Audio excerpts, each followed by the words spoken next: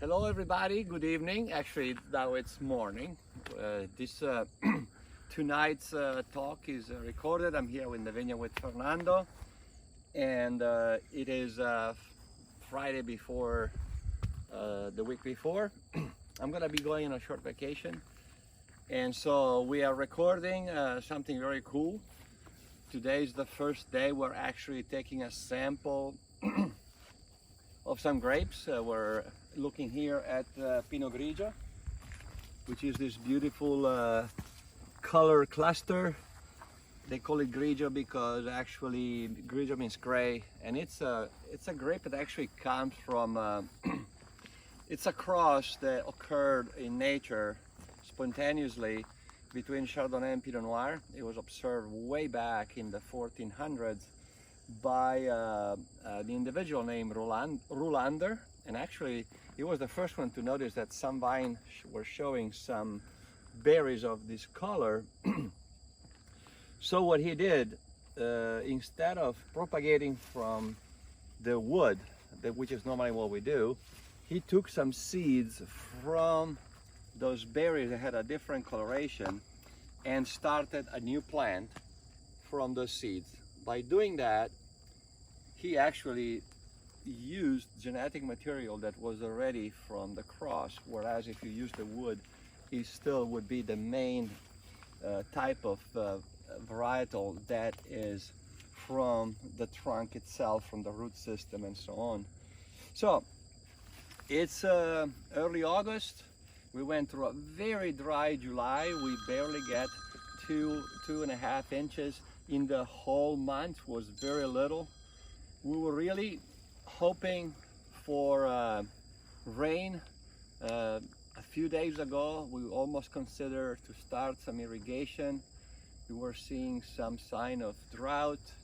Not everywhere, but in a few locations where there is less water retention.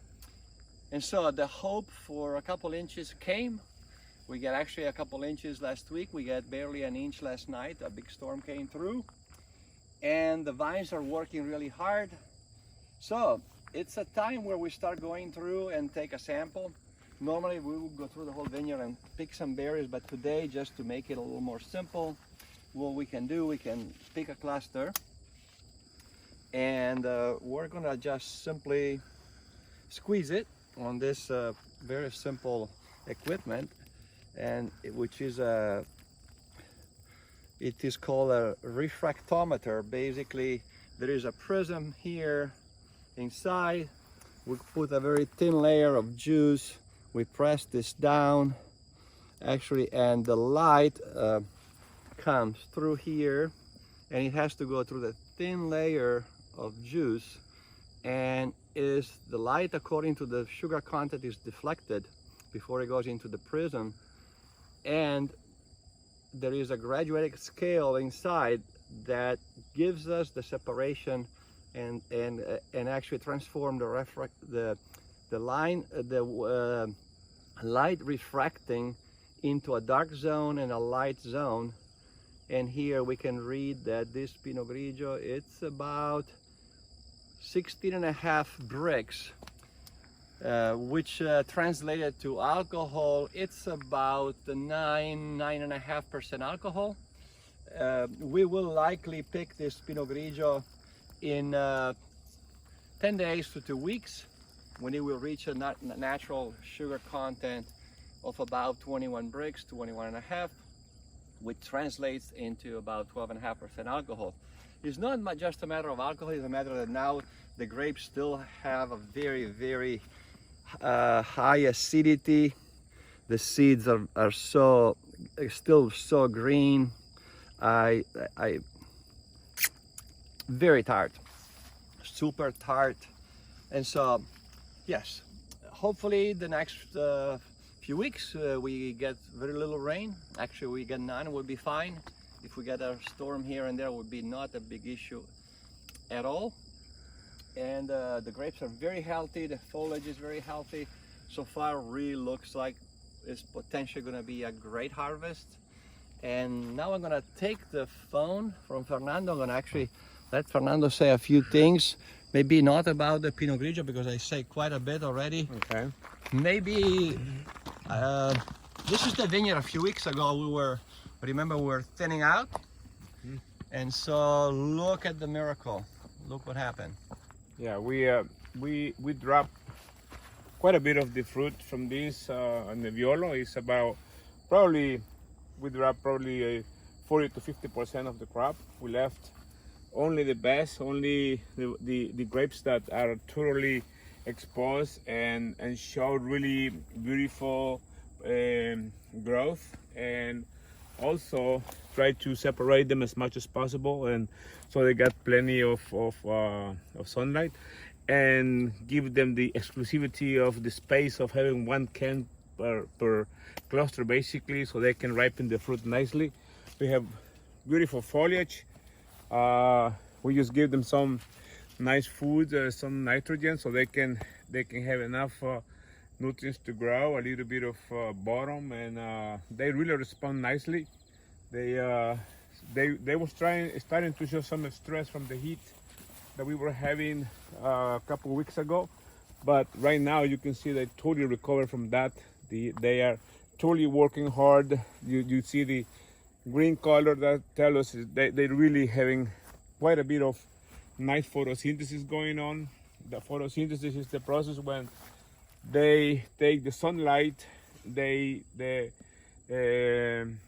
guard cells on the leaves take that light and transform that into carbohydrate, and then they exchange the carbohydrate from the photosynthesis with the nutrients from the roots. So it's a very nice symbiotic type of activity that's going on here, where they exchange nutrients from the soil for carbohydrates from the leaves.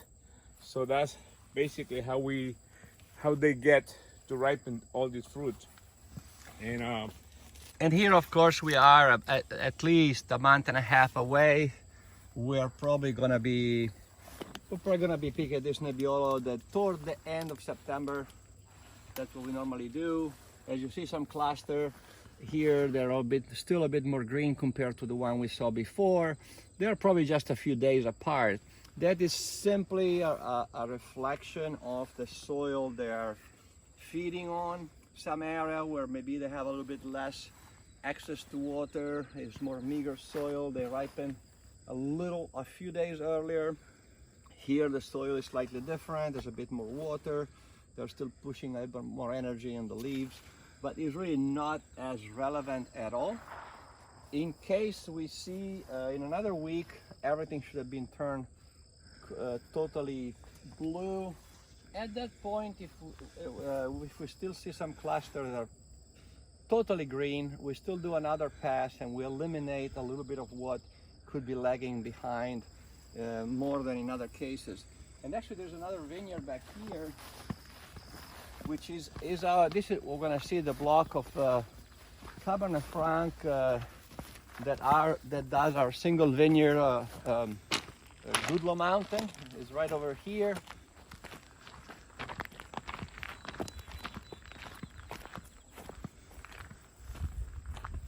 So here we haven't done anything yet.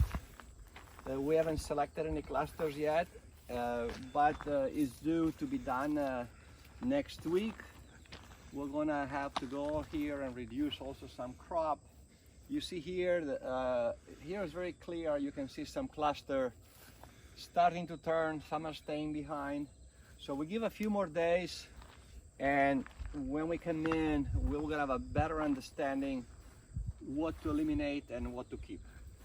So we're gonna take a little ride with our truck, and we're gonna go visit a vineyard that is the vineyard responsible for producing our Fileo, our sweet wine, and our Passito. It's a vineyard of Moscato. We're gonna go in there and take a look at that one. So we're gonna take a little ride here through the farm, so you can appreciate also the whole farm.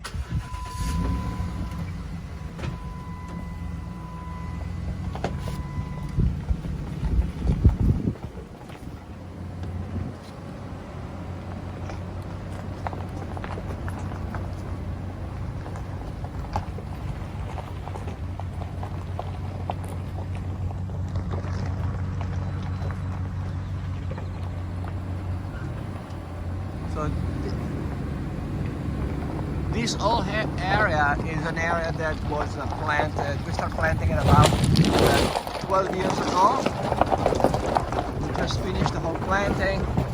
Right back there in the back by the wet machine is a vineyard of Cabernet Sauvignon which we planted this spring. Here still we are going through the Nebbiolo.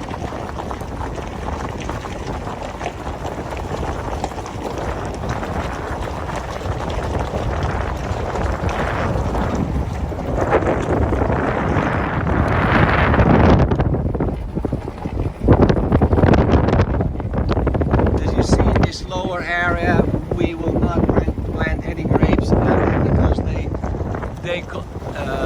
water does not drain sufficiently. And here is a little field, a little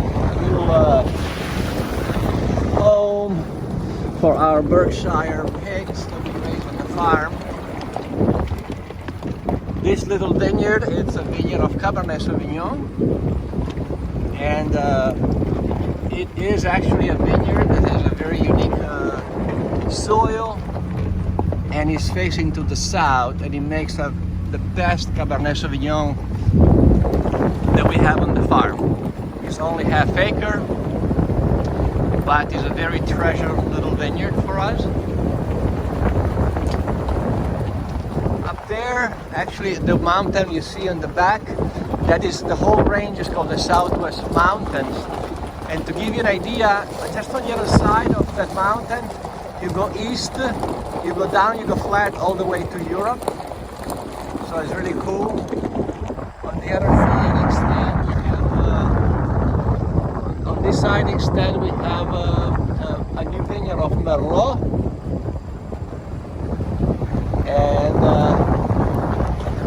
And right in the front of this vineyard of Merlot, we are going through Barbera over here. That is yet still totally green. It's always a bit late in the season to turn from green to blue. And here we go through another vineyard of Nebbiolo. This one was planted in 1999. The vineyard in front of us, it's the vineyard we planted this spring. And here we shift again. We shift here to Pinot Grigio, which is looking as beautiful as the other one that we just saw. It's a little more behind in ripening because the young vineyard we saw earlier, it is ahead. Young vineyard always ripen their grapes earlier in their first 2-3 years of their life.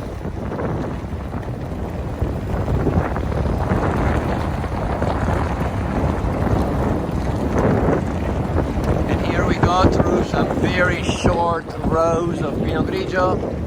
You know, we try to use as much as we can the best land available to us. Here it is, the beautiful Pinot Grigio again.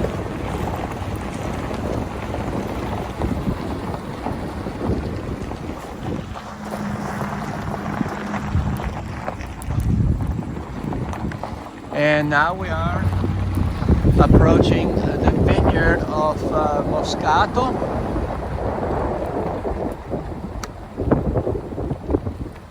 Here we are.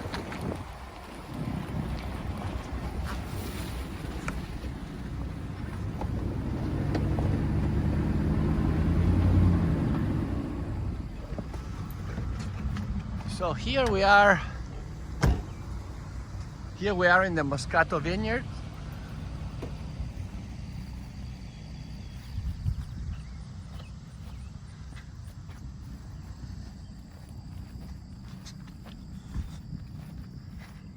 Here we have all these nets because we have a lot of birds that truly love the Moscato.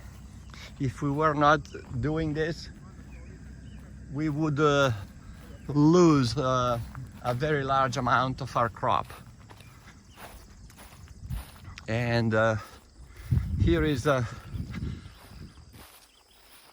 are a few vines that we addressed earlier with Fernando. We removed the net so you can appreciate the clusters. This is Moscato, which so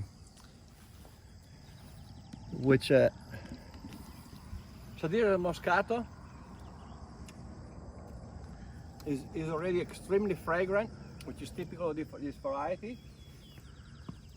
The sugar content is not yet where we like it to be, so we're going to push the ripening at least another 10 days. It's a very early ripening variety compared to Cabernet Sauvignon, which ripens in the early middle of October, so almost 2 months apart. Very unique world of wine, and that's why also we can grow so many different varieties, so many small parcels, because we don't have to pick everything in once. It's all staggered, so we can be focused on one variety and then be focused on the next. So I thought that even though it's a little early in the morning, we can give it a try to taste a little Moscato. It's a wine that has very low alcohol, about 9%. I'm not saying it's like a Bloody Mary, but kind of. It's something sweet, tangy. Of course we can spit it, I probably will also. Sorry about that, it's a bit too early for me to taste. But there's also a very interesting thing, is that Fileo was born as a wine from a blend of Moscato, Gewürztraminer, Riesling, Malvasia Bianca, way back in the 1992 when I created this blend. So throughout the years we kept calling it Fileo. Later on, Fileo became more dominant, the blend with the Moscato Ottonel, which is this type of Moscato that does very well for us here in Virginia.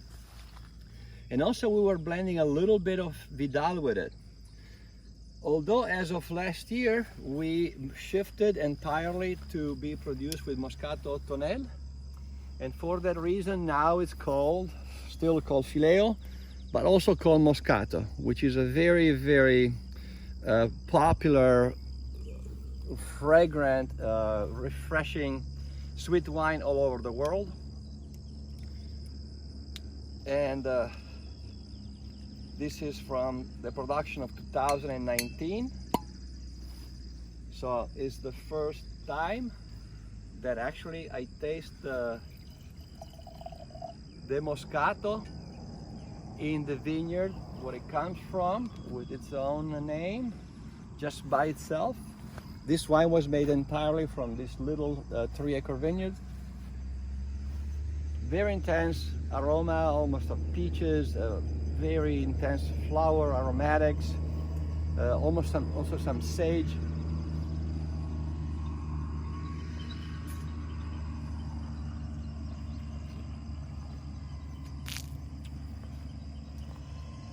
Quite sweet, but also very tart, very refreshing. It's like eating a fresh, super ripe peach. The aftertaste lingers very, very, very long, and it's a great wine that you can just drink by itself, sit on the porch, wave at the neighbor, just have a good time, or also having with some cheeses, some fresh fruits, with a peach cobbler,